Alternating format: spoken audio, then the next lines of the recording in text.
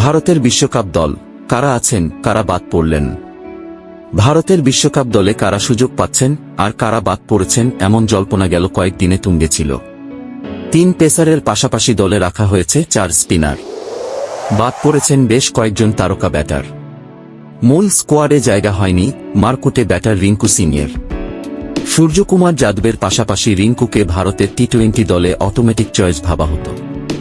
সাম্প্রতিক সিরিজগুলোতেও আস্থার প্রতিদান দিচ্ছিলেন, যদিও চলতি আইপিএলে বিশেষ কিছু করে দেখানোর সুযোগ পাননি তিনি। এছাড়া সুযোগ পাননি শুভমন গিলের মতো তারকা ওপেনার। নেই অভিজ্ঞ লোকেশ রাহুলও। গিল ও রিঙ্কু মূল স্কোয়াডে জায়গা না পেলেও তাদের রিজার্ভ ক্রিকেটার হিসেবে বেছে রেখেছেন জাতীয় নির্বাচকরা।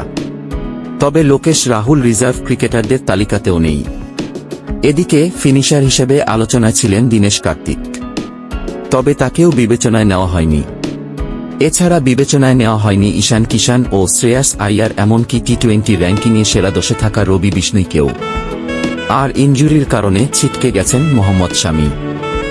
ভারতের বিশ্বকাপ স্কোয়াড: রোহিত শর্মা অধিনায়ক, যশস্বী জয়সওয়াল, বিরাট কোহলি, সূর্যকুমার যাদব, ঋষভ পন্ত, সঞ্জু স্যামসন, হার্দিক পান্ডিয়া, শিবম দুবে, রবীন্দ্র জাদেজা, অক্ষর প্যাটেল, কুলদীপ যাদব, যুজবেন্দ্র চাহাল, আর্শদীপ সিং, যশপ্রীত বুমরাহ ও মোহাম্মদ সিরাজ। রিজার্ভ দল: শুভমান গিল, রিঙ্কু সিং, খলিল আহমেদ ও আবেশ খান।